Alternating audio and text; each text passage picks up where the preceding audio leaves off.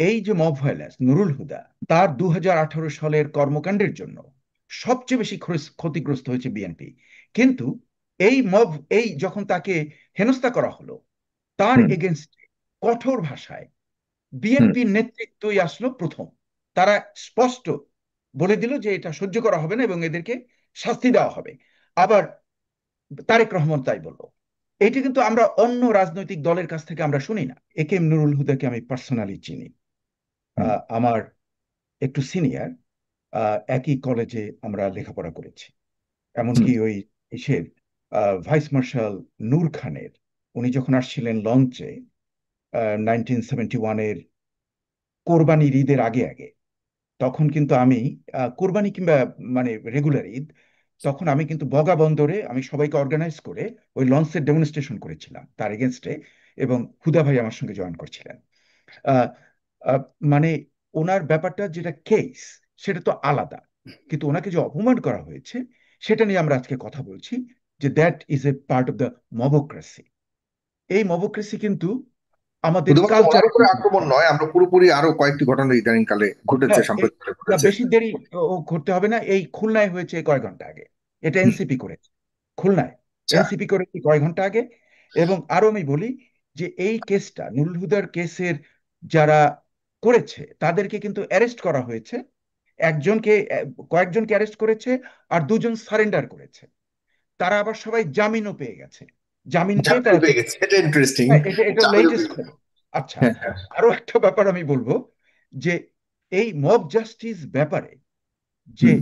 আহ, তারেক রহমান যে স্টেটমেন্টটা দিয়েছেন, এটাও কিন্তু প্রথম আলোতে আমি দেখেছি এবং হুম। সেটা খুবই গুরুত্বপূর্ণ। আমি সেটাকে কোট আনকোট করছি: এখন মব জাস্টিস নামে এক হিংস্র উন্মাদনা মানবতার শত্রু হয়ে দাঁড়িয়েছে। এটা তারেক হুম। রহমান বলেছেন এবং হুম। আমি এর জন্য তাকে আমি সাধুবাদ দিচ্ছি। এখন আমরা এই যে মবক্রেসির যে গভীরে যদি আমরা যাই, তাহলে আমরা কি দেখি? যেমন ধরুন, আমাদের অনেক, আপনি না, মানে সাইফুর সাগর, আপনি যে চ্যানেল চালাচ্ছেন, this is one of the, যেটা খুবই প্রতিবাদী চ্যানেল, মানে স্বৈরতন্ত্রের বিরুদ্ধে সবচেয়ে প্রতিবাদী চ্যানেল। এবং শুধু তাই নয়, আপনার চ্যানেল কিন্তু ভদ্র চ্যানেল, মানে প্রতিবাদী চ্যানেল। হুম। কিন্তু এখানে কোনো, মানে কোনো ভায়োলেন্সের কথা বলা হয় না এখানে আমার জানা মতে। আমি শুনিনি যে এখান থেকে আপনি বলবেন যে ওখানে একটা মব করে কাউকে একটা মার দিয়ে দাও, কিংবা ওখানে একটা বুলডোজার নিয়ে যাও, এগুলো কিন্তু আপনি বলেন না কখনো, আপনার চ্যানেলের লোকরাও বলে না। কাজে এটা একটা ভদ্র চ্যানেল। তো এখন এই যে মব জাস্টিসে আমরা যদি যাই, তাহলে আমরা কি দেখছি? আমরা দেখছি যে এটা আগে থেকেই, যেমন ধরেন আমরা কালচারালি, আমি একটা বলি, অবাঞ্ছিত ঘোষণা। আপনি দেখবেন যে আমাদের বাংলাদেশে প্রায় কিন্তু অবাঞ্ছিত ঘোষণা। What does that mean? প্রকাশ্যে রাজনৈতিক পার্টির বড় নেতারা, তারা একজন আর একজনকে অবাঞ্ছিত ঘোষণা করে। এটা কি ডেমোক্রেসি না? আপনি আমাকে বলুন, এটা কোনো হুম। সারোয়ার ভাই ভদ্র দেশে আছে? সারোয়ার ভাই একটু আপনাকে বিরক্ত করি। অনেক হুম। সময় কলেজের গভর্নিং বডি আরেক মেম্বারকে কলেজে অবাঞ্ছিত। এই যে হ্যাঁ, তো এইটা কিন্তু কোনো ভদ্র সমাজে নাই। এটা যুক্তরাষ্ট্রে যদি কেউ বলে যে আমি ওকে অবাঞ্ছিত ঘোষণা করব, তাহলে তাকে জেলে যেতে হবে সঙ্গে সঙ্গে। কারণ আর কোনো এর জন্য, মানে এর জন্য, মানে আপনি কানাডাতেও এটা হবে একদম স্ট্রেট ফরওয়ার্ড। হ্যাঁ, এমনকি আমি দেখেছি যে ইউরোপে বসে যারা উস্কানি দিচ্ছে, হুম। ইউরোপের ফ্রান্সে বসে যারা উস্কানি দিচ্ছে মব ভায়োলেন্সের জন্য, তারা যদি ওই ফ্রান্সে বসে মব ভায়োলেন্স করার চেষ্টা করে, তারা কিন্তু এখন তাদের, আহ, মানে তারা জেলে যাবে এবং তাদের যে অ্যাসাইলামের পিটিশন উইল বি ক্যান্সেলড। কাজে আমি যেটা বলছি, যে আমাদের যে যে কালচারে যেটা ঢুকেছে, এটার কি আমরা কোনো মানে যত দিন যাচ্ছে, এটা কি আরো বেশি বেড়ে যাচ্ছে না কমে যাচ্ছে? এই প্রশ্নের উত্তর দিতে এসে আমি বলবো যে অগস্টের মহান অভ্যুত্থানের পরে এটাকে আমরা দেখছি যে একটা মোটামুটি যেন নরমেটিভ ফর্মে চলে গেছে। এই এটা মব ভায়োলেন্সটা সব জায়গাতেই মব ভায়োলেন্স। এটা হুম। যে কন্ট্রোল করা যাচ্ছে না, তার হয়তো প্রমাণ হতে পারে, কারণ হতে পারে যে পুলিশ ফোর্স এটা ইজ এটা নট। কি আপনি যারা করছে তাদের দায় যদি বলি, বিশেষ করে যেমন বিএনপির, যদি বিএনপির নেতাদেরকে তো অ্যারেস্ট করা হয়েছে জনাব রহুদাকে আক্রমণের জন্য। তো তারাও আসলে তাদের দলের শীর্ষ নেতাদের কথা কতটুকু শুনছে? গত কয়েক মাস যাবৎ বিএনপির পক্ষ থেকে এই কর্মকাণ্ডগুলির বিরুদ্ধে সবসময় ব্যবস্থা নিয়েছে এবং শীর্ষ পর্যায় থেকে তাদেরকে যে দল থেকে বহিষ্কার করা হয়েছে, তাদেরকে নিষিদ্ধ করা হয়েছে, বহু ধরনের ব্যবস্থা নেওয়া হচ্ছে। জনগণও কি সে জায়গা থেকে বা কর্মী সমর্থক সে জায়গা থেকে সচেতন হতে পেরেছে বলে মনে করেন? না, জনগণের ব্যাপারটা ওই যে কালচারালি যেটা ঢুকে পড়েছে সেটাকে তো স্তীমিত করা একটা কঠিন ব্যাপার। কিন্তু আপনি বিএনপির উল্লেখ করলেন, আমি এখানে অ্যাড করব। দেখুন, এই যে মব ভায়োলেন্স, নুরুল হুদা তার 2018 সালের কর্মকাণ্ডের জন্য সবচেয়ে বেশি ক্ষতিগ্রস্ত হয়েছে বিএনপি। কিন্তু এই মব, এই যখন তাকে হেনস্থা করা হলো, তার হুম। এগেনস্টে কঠোর ভাষায় হুম। বিএনপির নেতৃত্বই আসলো প্রথম। তারা স্পষ্ট বলে দিল যে এটা সহ্য করা হবে না এবং এদেরকে শাস্তি দেওয়া হবে। আবার তারেক রহমান তাই বলল। এটি কিন্তু আমরা অন্য রাজনৈতিক দলের কাছ থেকে আমরা শুনি না। এটা হুম। কিন্তু আমি কিন্তু কম্পেয়ার করলাম, হ্যাঁ, এটা হুম। আমরা শুনছি না। অন্য কোন রাজনৈতিক দল সামনে এসে বলে না যে এটা অন্যায়, বরং উস্কানি দেয়। যেমন আমি বলি যে এনসিপি যে দলটা করেছে হুম। সরকারি সাহায্যে, এবং এটা ডক্টর মোহাম্মদ ইউনূসেরই দল, এই দলটা কিন্তু মানে কন্টিনিউয়াসলি কিন্তু মব ভায়োলেন্স করছে এবং তারা বলছে এটা একটা আন্দোলনের, তাদের অভ্যুত্থান বিপ্লবের একটা অনুষঙ্গ। করেছে, এটা কি অনেকগুলো করেছে সাথীরা, কিন্তু এটা হয়তো প্রথম কয়েকদিন হতো, ওই যে হ্যাঁ, অগস্টের ধর। কয়েকদিন হয়েছিল এগুলো তো হ্যাঁ, সরকারের বা আইন শৃঙ্খলা বাহিনীর যে রক্ষা করার দায়িত্ব রয়েছে তাদের ব্যর্থতার কারণে তারা তো সেই রকম ভাবে হ্যাঁ, শুধু তাদের কর্তব্য পালন করছিল না। সে কারণে ওখানে জনগণ কন্ডেমনেশন তাদেরকে হতো সহযোগিতা করেছে। হুম। না, এটার যে কন্ডেমনেশন হবে। এবং দেখুন, এর ছবি কিন্তু সবার কাছে আছে, হ্যাঁ, যে এগুলো কিন্তু সমস্ত ভিডিওতে আপনি পাবেন। এখন হুম। যদি একটা কমিশন করা হয়, আমি সাজেস্ট করব, ডক্টর মোহাম্মদ ইউনূসকে আমি শ্রদ্ধা করি, যে আপনি একটা এইটা নিয়ে একটা কমিশন করেন, যে মব ভায়োলেন্সের যত রেকর্ড আছে এটাকে আপনি একটা শ্বেতপত্র সাবমিট করেন, একটা একটা হোয়াইট পেপার একটা ইস্যু করা হোক, এবং সেই জন্য একটা কমিটি করা হোক, কমিশন। তারা একটা হোয়াইট পেপার সাবমিট করুক, এবং যারা যারা করেছে ওদের ছবি আছে, হ্যাঁ, হুম। ওদেরকে শাস্তি দেওয়া হোক। প্রথম দিকে যে কয়দিন আপনি হয়তো যে আন্দোলনের যখন তীব্রতা, হ্যাঁ, তখন কিন্তু আনইনটেনশনাল, আমি শব্দটাকে খুব ক্লিয়ার বলতে চাই, লয়ার আছেন সাইদ মামুন মাহবুব, যে ইন্টেনশনালিটি, যেখানে হুম। হঠাৎ স্পার অফ দ্য মোমেন্টে যে অভ্যুত্থানের সময় যেটা হয়েছে সেটা ভিন্ন ব্যাপার। কিন্তু পরবর্তী পর্যায়ে যেগুলো হয়েছে সেগুলো তো হুম। ইন্টেনশন, সেগুলো হুম। তো স্পার অফ দ্য মোমেন্টে না, সেটা তো অভ্যুত্থানের অংশ হতে পারে না।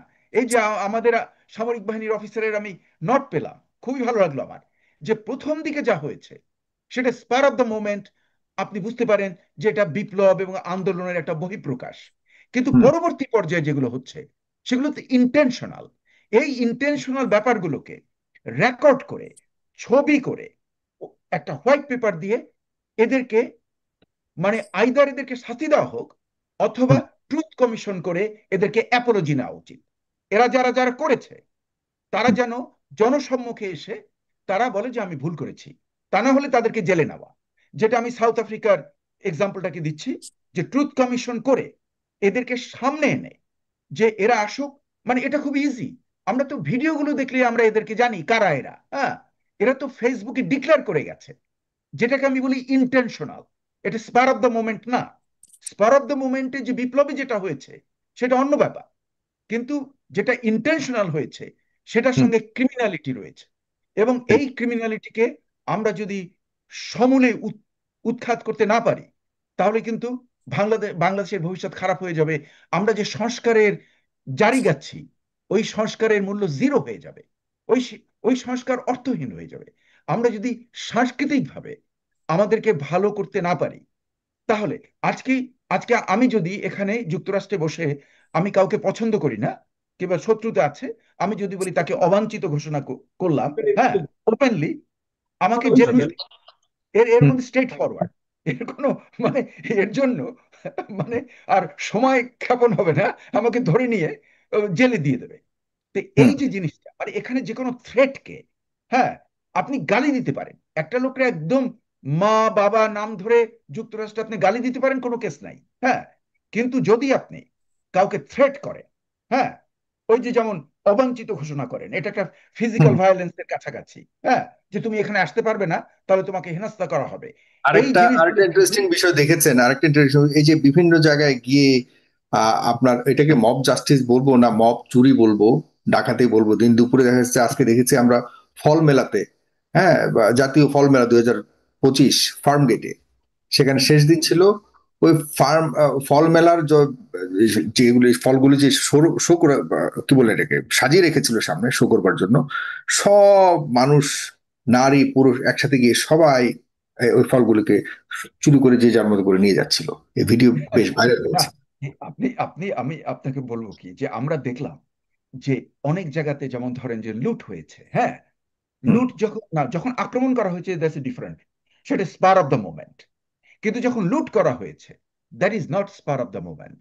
হ্যাঁ, তখন কিন্তু ইন্টেনশনাল। হ্যাঁ, যে আমি ওই মুরগিটা পকেটে নিয়ে কিংবা সামনে নিয়ে আমি একটা ফটো তুললাম যে আমি একটা মুরগি চুরি করেছি, একটা বড় মাছ দেখলাম, হ্যাঁ, মাছটাকে ধরে আবার দেখলাম নারিকেল।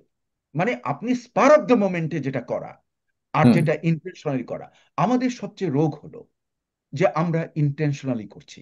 হ্যাঁ, এবং সেটার প্রকোপ এই অগস্টের পর থেকে এত বেড়ে গেছে যে হুম, সেটার জন্য আমি কারণ আপনাকে বলতে পারি। হ্যাঁ, যে ওয়ান অফ দ্য রিজন যে পুলিশ সার্ভিসের আর অতটা ক্ষমতা নেই, কারণ তারা যেহেতু আন্দোলনের বিরুদ্ধে কাজ করেছে, তাদের উপরে পাবলিক চটা, এবং সেই কারণে পুলিশের যে পাওয়ারটা অনেক স্তীমিত হয়ে গেছে, সেই কারণে তারা কোনো অ্যাকশন নিতে পারছে না এবং সামরিক বাহিনীও নিতে পারছে না, যেহেতু পলিটিক্যাল যে ইগুলো আছে, যে বিশেষ করে এনসিপি এবং অন্যান্য সরকারি দলগুলোর, ওদের ক্ষমতা এত বেশি যে সামরিক বাহিনীও কিছু করতে পারে না। সামরিক বাহিনী বাধা দেয়, কিন্তু ওরা গিয়ে ওদেরকে চ্যালেঞ্জ করে, তখন সামরিক বাহিনীর লোকরা পিছপা হয়ে যায়, এটা আমরা দেখেছি। এবং জি, সেজন্য আমাদের দরকার যে ডক্টর মোহাম্মদ ইউনূস, উনি খুবই, মানে আমি তাকে দারুণ শ্রদ্ধা করি, আপনার এখানে অনেকবার বলেছি, এবং হুম, আমি খুবই তার উপরে খুশি যে উনি এখন নির্বাচনটা দিয়ে দিচ্ছেন। হ্যাঁ, জি, মানে ওনার ক্ষমতা প্রলম্বিত করার যে আগে আমরা যে অপবাদ দিয়েছি তাকে, সেটা ঠিক নয়। উনি ক্ষমতা হস্তান্তর করার জন্য নির্বাচন দিয়ে দিচ্ছেন, এবং আমি সেজন্য ওনাকে সাধুবাদ দিচ্ছি। ওনার জন্য হয়তো ভবিষ্যতে আসতে পারে নেলসন ম্যান্ডেলা মোমেন্ট, যদি উনি জি। ঠিক রকম ক্ষমতাটাকে হস্তান্তর আপনাকে করেন। ধন্যবাদ। আর যদি উনি না করেন, তাহলে কিন্তু উনি ইদি আমিনের পরিস্থিতি হয়ে যাবে, ওনার কোথাও পালিয়ে যেতে হবে। আমি আশা করব সেটা হবে না। এবং জি, ওনার কাছে আমার অনুরোধ যে আপনি এই সংস্কারের, মানে ফাদার অব দ্য সংস্কার হলো এই মবক্রেসিকে বন্ধ করে দেওয়া চিরতরে। সেই জন্য আপনি একটা কমিশন করেন এবং একটা হোয়াইট পেপার বের করেন, এবং এটা কখন কে করেছে সব ডকুমেন্টেড করেন, ওদেরকে ধরেন, ধরে এনে ওদেরকে বেশি শাস্তি দেওয়ার দরকার নেই, ওদেরকে বলেন যে তোমরা এসে ধন্যবাদ আপনাকে, অনেক কমিশন। ধন্যবাদ। আপনি ইদি আমিনের রেকর্ড যারা ভঙ্গ করেছে তাদের উদাহরণ না দিয়ে আপনি ইদি আমিনের কাছে আবারও গেছেন, তার মানে এখনো সফট কর্নার আছে সেসব মানুষদের প্রতি আপনার।